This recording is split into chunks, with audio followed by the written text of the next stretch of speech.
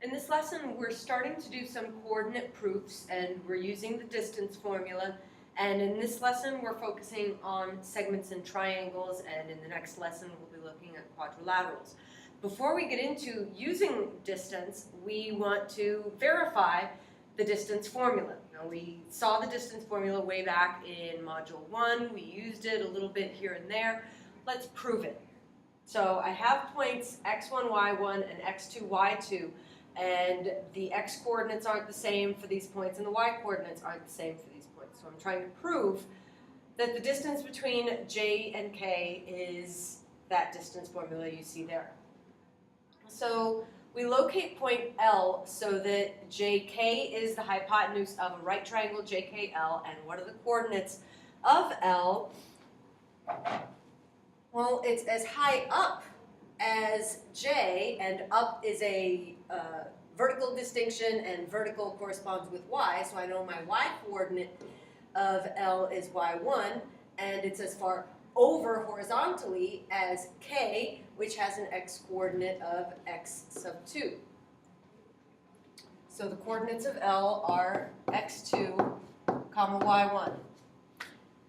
So find the length of JL and LK. Since JL is a horizontal segment, I can just subtract x2 minus x1. So JL equals x2 minus x1, and LK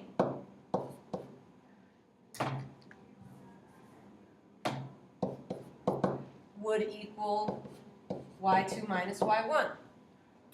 And if I use Pythagorean's theorem, what I end up with is jk squared equal to x2 minus x1 squared plus y2 minus y1 squared.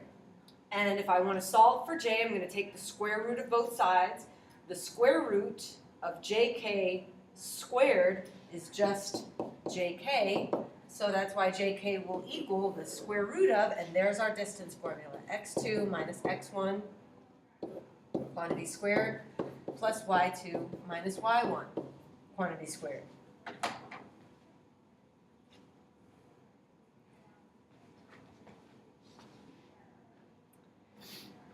Here we're deriving the midpoint formula. So we start with points A and B, just like we did before, and it's asking us what is the horizontal distance from point A to point B. The horizontal distance would be x2 minus x1.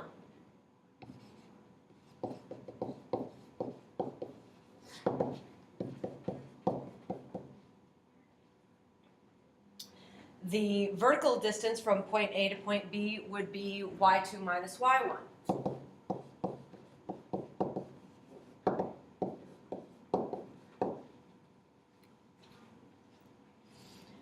And it says that the horizontal and vertical distances from A to M must be half these distances. So what is the horizontal distance from point A to point M? Well, it would be x2 minus x1 over 2. And then the vertical distance would be y2 minus y1 over 2.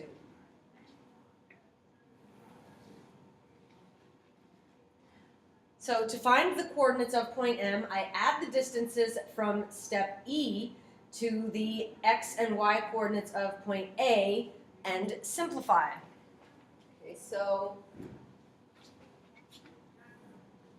what they're saying is start with the x coordinate for A and add to it the horizontal distance from A to M, which I found here. So I'm taking this, and that's what you see there. And when we add those, that x over 1 becomes 2x1 over 2, so that I can have a common denominator. And so you see them adding across the numerator, keeping the denominator, and we get this. Similarly, for the y's, I'm going to start with the y-coordinate of A. Well, what was the y-coordinate of A? Oh, yeah, it was y1. Okay, so I start with y1 plus y2 minus y1 over 2. And in order to add those, I need a common denominator. So that's 2y1 over 2 plus y2 minus y1 over 2. So these are like terms, so I'm going to go ahead and combine them. And I get y1 plus y2 over 2. And that gives us that formula that we saw, again, way back in Module 1, that the midpoint, is it actually up here? Yes, it is. This is the formula that you saw way back in Module 1. Average of x's, comma, average of y's.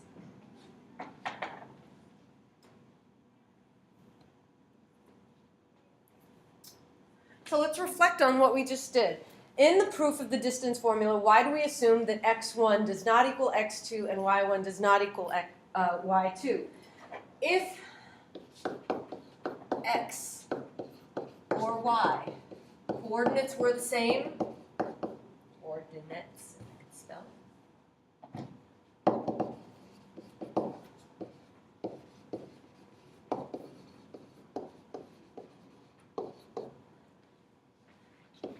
there would be no triangle.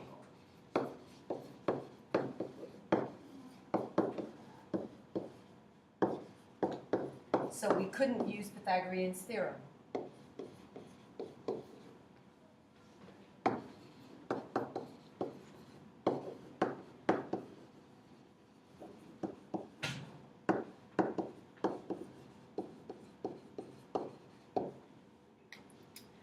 Does the formula still work if x1 equals x2 or y1 equals y2? Yes. Let's come back to that formula. If I had x1 here, then I'd have a 0 for that value. And what would end up happening is you'd see that these points would be on a vertical line. Similarly, if y2 equals y1, then that would just be 0, and I'd end up with a horizontal segment. So does the distance formula still apply? Yes. The segment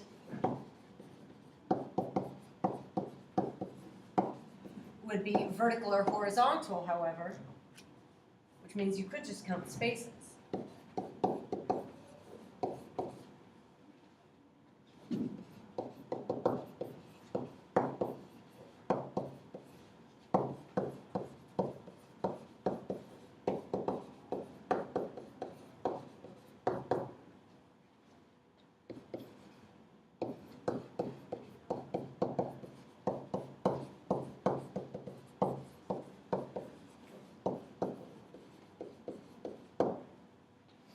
Does the midpoint formula still apply if x1 equals x2 or y1 equals y2? Let's take a look at that. In the midpoint formula, if x2 equaled x1, what would happen? I'd have 2x1 over 2, so it would just be x sub 1. So what ends up happening is, if x or y coordinates are the same,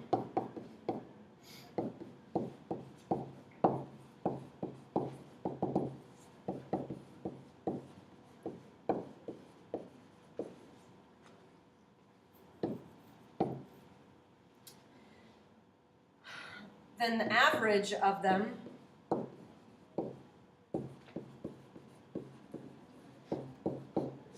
of two equal numbers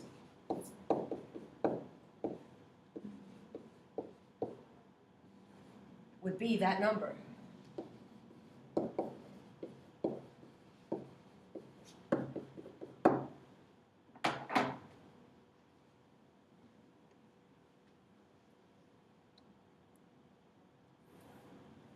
So now we're looking at coordinate proof, and please understand, I'm going to go through this lesson kind of as a bare minimum. This is a regular geometry class, and I don't want to flood you with more than you really need, but I want to make sure that you're exposed to the concept.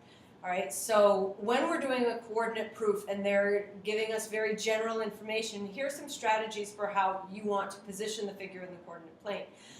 Whenever possible, using the origin as a vertex of the figure is a good idea. You want the figure in quadrant 1 because the x and y values are all positive there. Another thing that you could find valuable is maybe centering the figure at the origin, or centering a side of the figure at the origin. Another thing that is really valuable is using your axes as sides of the figure. So in this proof that they've done for us, I have angle B is a right angle in triangle ABC. I know that D is the midpoint of segment AC, and so I want to prove that the area of DBC is half the area of ABC. So that information is given before any diagram was ever made. And then in this proof, they made some values.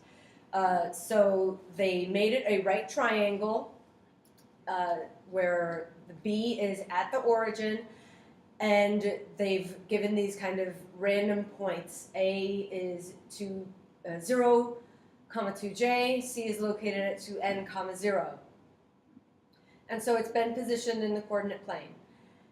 In step 3, you see kind of the coordinate proof. So they're saying that triangle ABC is a right triangle. Its height is 2j. That's the length of this segment here. And its base is 2n. And that's the length of this segment here, because it's going from 0 to 2n. So you should know from middle school that the area of a triangle is 1/2 base times height. So 1/2 times 2n times 2j is 2 times n times j. So by the midpoint formula, we find that the midpoint of segment AC is the point D located at n, j.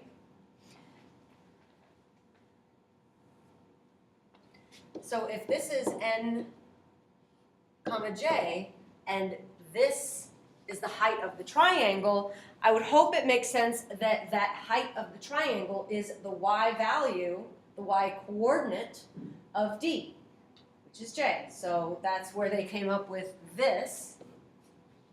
The base of the triangle is still 2n.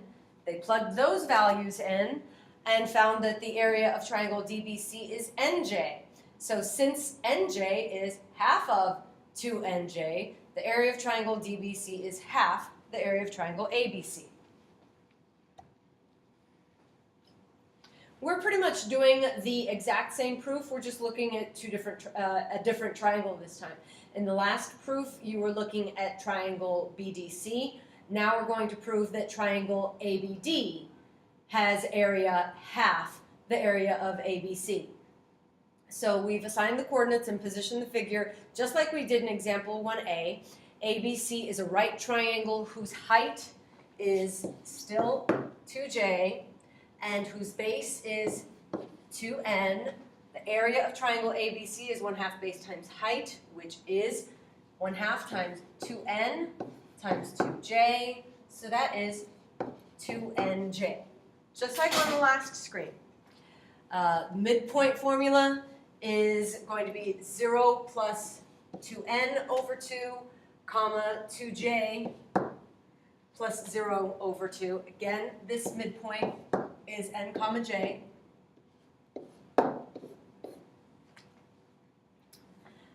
So now we're looking at triangle ADB.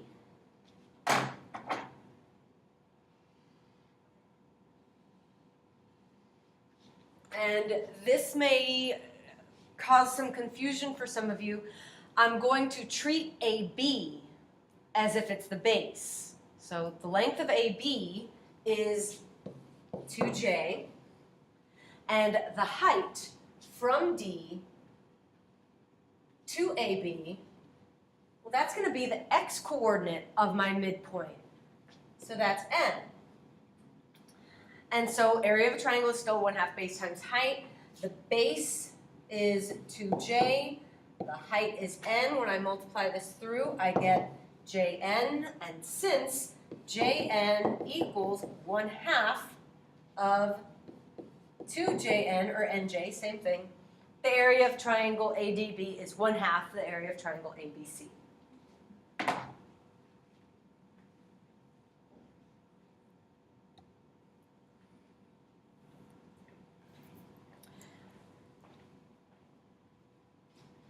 And at this point, yes, I'm still continuing with what the book is doing.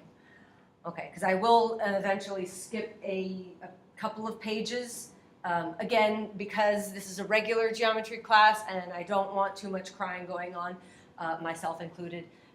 But this proof, I think, is still something that we can handle together. So we are given that triangle PQR has mid-segment XY, and we're trying to prove that XY is parallel to PQ and it is half as long as PQ. So we've placed the triangle in the coordinate plane, and they assigned P the coordinates 2A, 2B, and the vertex Q 2C, 2D. And we're going to find the midpoints, X and Y, of segments RP and RQ respectively. So the coordinates of Y, I'm going to add my X's and divide by 2, so that's 0 plus 2C, and then I'm going to add my Y's and divide by 2, so that's 0 plus 2D. So the midpoint of RQ, which is the point Y, that's located at C, D. And they already found the midpoint of X here, or the midpoint of RP, which is X. All right, so find the slope of PQ and XY. So we're finding the slope of PQ by using the slope formula, difference of y's over difference of x's. So you see the values plugged in there, and I'm not too happy with the way that they have their blanks there. So let me clarify. In the numerator, this 2d minus 2b, there's a common factor of 2, which I factor out of d minus b. And then same thing in the denominator. The 2c and the 2a have a 2 in common. When I factor that out, I've got c minus a. And then the 2's just cancel out. So the slope of PQ is d minus b over c minus a. And when I find the slope of xy, oh, that's interesting. It is also d minus b over c minus a. So I have shown that PQ is parallel to xy since their slopes are equal. Now let's use the distance formula to find the length of PQ and the length of XY. So they've started the process of plugging in the coordinates of P and Q in this step, very much like in this step here. I have a common factor. Notice that the 2C and the 2A have a 2 in common. So that 2 is still, however, in the parenthesis being squared. 2 squared is 4.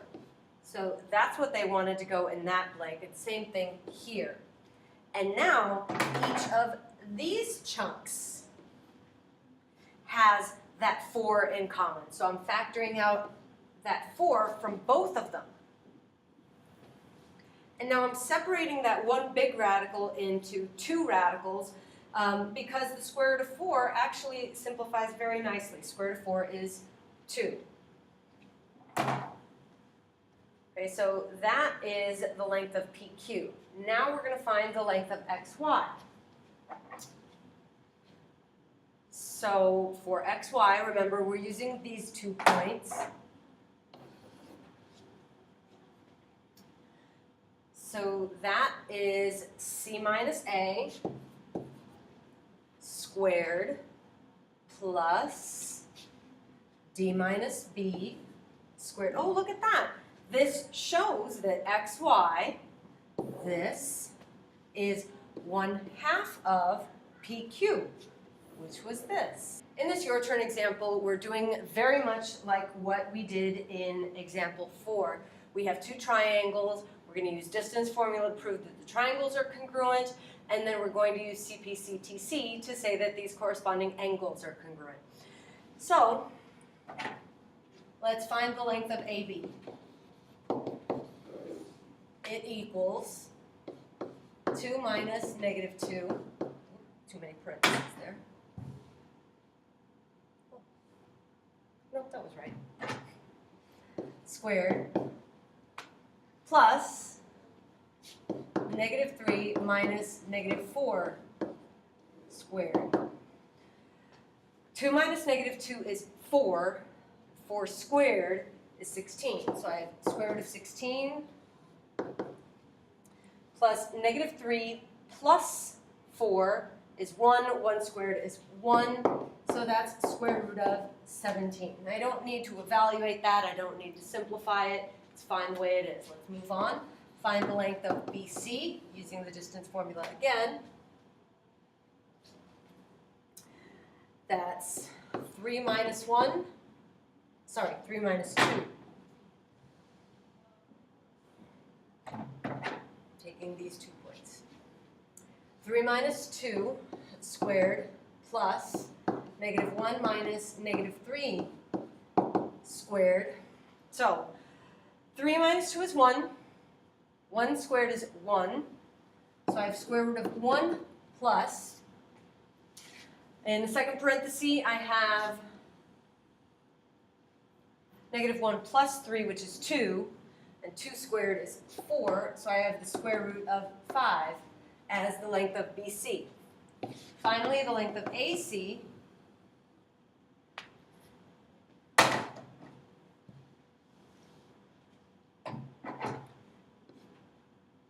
is 3 minus negative 2 squared plus negative 1 minus negative 4.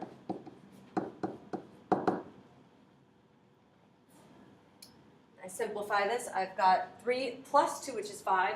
5 squared is 25 plus negative 1 plus 4 is 3, and 3 squared is 9.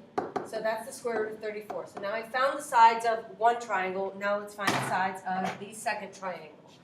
Triangle, or segment, DE is negative 1 minus 0 squared plus negative 1 minus negative 5 squared.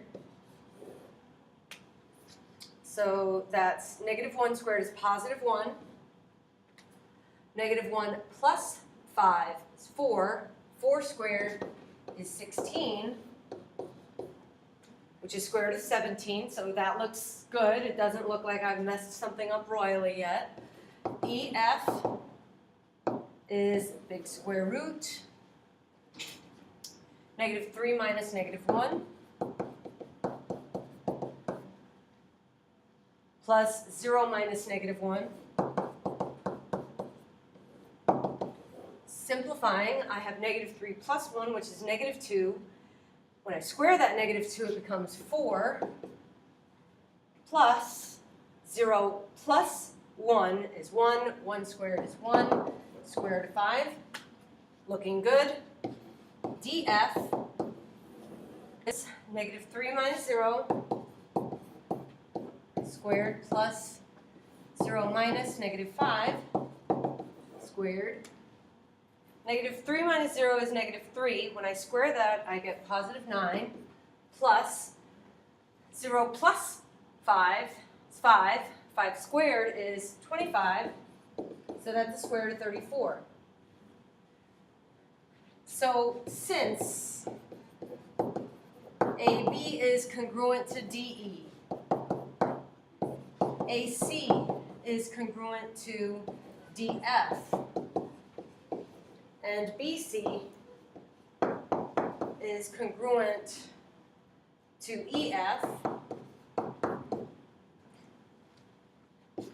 triangle ABC is congruent to triangle DEF by side, side, side. So angle BCA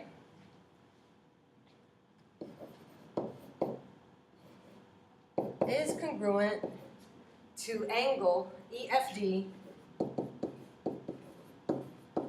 by CPCT